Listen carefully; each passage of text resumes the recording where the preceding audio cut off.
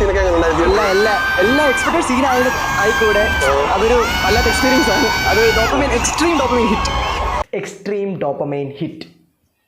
Hi, I am GGK. Release കാരണം കുറേ cinema തിയേറ്ററിൽ കാണാൻ പറ്റിയ അവസരമുണ്ട്. ഇൻ്റർസ്റ്റെല്ലറാണ് ഞാൻ ആദ്യമായിട്ട് റിലീസിന് കണ്ട സിനിമ. നോർമലി കമ്പ്യൂട്ടറിൽ കണ്ടു. ദെൻ അയ്യോ തിയേറ്ററിൽ മിസ്സായല്ലോ. അപ്പോൾ കുറേ വർഷത്തിന് ശേഷം വീണ്ടും റിലീസായിട്ട് വന്നപ്പോൾ തിയേറ്ററിൽ കാണാൻ പറ്റി. അതുപോലെ രണ്ടാമത് കണ്ടത് തുമ്പാടാണ്. അത് ഞാൻ കാണാൻ വേണ്ടി വെച്ചിരുന്ന സമയത്താണ് അവരത് തിയേറ്ററിൽ റിലീസ് ചെയ്തത്. സോ എനിക്ക് ആദ്യമായിട്ട് തന്നെ അത് തിയേറ്ററിൽ കാണാൻ തന്നെ പറ്റി. മൂന്നാമത് കണ്ടത് ദേവദൂതനാണെന്ന് തോന്നുന്നു, ഐ തിങ്ക്. അത് തിയേറ്ററിൽ ഞാൻ കണ്ടിട്ടില്ല. ഞാൻ അപ്പോഴേ ജനിച്ചോ ഇല്ലയോ എന്ന് അറിയില്ല. എന്നാലും ടി വിയിൽ കണ്ടിട്ടുണ്ട്, നോർമലി കണ്ടിട്ടുണ്ട്. പിന്നെ അത് തിയേറ്ററിൽ ഫുൾ 4K ഡോൾബി അറ്റ്മോസിൽ എക്സ്പീരിയൻസ് ചെയ്യാൻ പറ്റി. മെർസൽ റിലീസിൻ്റെ കാര്യം എൻ്റെ ഫ്രണ്ട് അഖിൽ പറഞ്ഞത് അവൻ 2 ആഴ്ച മുന്നേ പറഞ്ഞു. അപ്പോൾ ഞാൻ പുച്ഛിച്ച് വിട്ട്, അയ്യോ നീ വെറുതെ തന്നെ ഹോപ്പ് തരില്ല എന്നൊക്കെ പറഞ്ഞു. ഇന്നലെ പോയപ്പോൾ പെട്ടെന്ന് അവൻ പറഞ്ഞ്, ചേട്ടാ ടിക്കറ്റ് ഓപ്പൺ ആയി എന്ന് പറഞ്ഞ്. ഞാനപ്പോൾ ആണോ എന്ന് പറഞ്ഞ് കയറി നോക്കിയപ്പോൾ ഫുൾ ബുക്ക്, ഫുൾ. രാവിലെ 8 മണിക്കുള്ള ഷോ ഫുൾ ഫില്ല്. സൈഡിൽ പിന്നെ ഒരു മൂലയ്ക്കുള്ളൊരു സീറ്റ് കിട്ടി. അപ്പം തന്നെ ചാടി കയറി ബുക്ക് ചെയ്ത് ഉറപ്പിച്ചു. അങ്ങനെ രാവിലെ 8 മണിക്ക് അവിടെ എത്തി. വീണ്ടും ഒരു വിജയ് പടം ഫാൻസിൻ്റെ കൂടെ രാവിലെ ഫസ്റ്റ് ഷോ.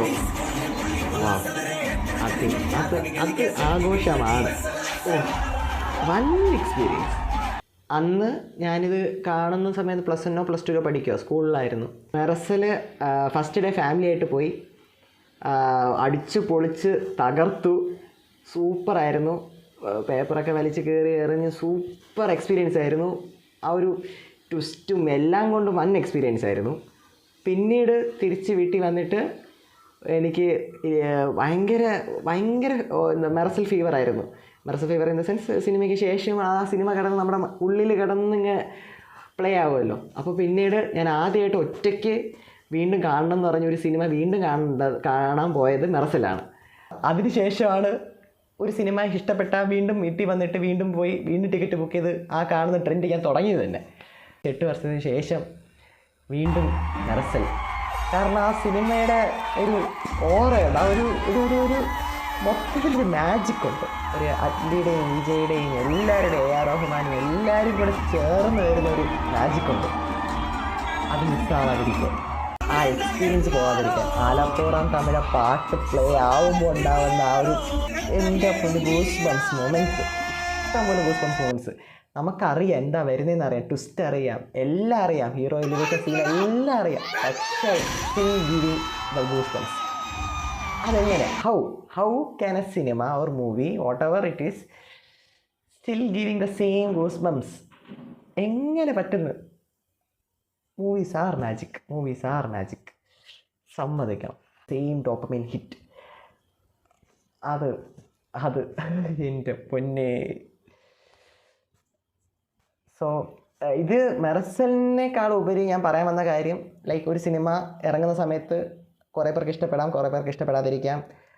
100 കോടി ക്ലബ്ബിൽ കയറാം, 200 കോടി ക്ലബ്ബ്, അങ്ങനെ കയറാം. പക്ഷേ കുറേ നാൾക്ക് ശേഷവും അതേ ഒരു സിനിമയ്ക്ക് വീണ്ടും, ഇപ്പോൾ ചോട്ടാ മുംബൈ 18 വർഷം കഴിഞ്ഞതിന് ശേഷം വീണ്ടും അതേ ഒരു എനർജിയും ആ ഒരു ഫീൽ നമുക്ക് തരാൻ പറ്റുന്നത്, ലൈക്ക് എല്ലാ സിനിമകളും അങ്ങനെയല്ല, പക്ഷെ some movies are there. Like അത് അവിടെ സ്റ്റാർഡമും ഫാനിനേക്കാളും ഉപരി ആ മൂവി ആസ് എ തിങ്, അല്ലെങ്കിൽ ആ മൂവി ആസ് എൻ ആർട്ട് വർക്കായി എന്നാണ് അതിൻ്റെ അർത്ഥം, അല്ലേ?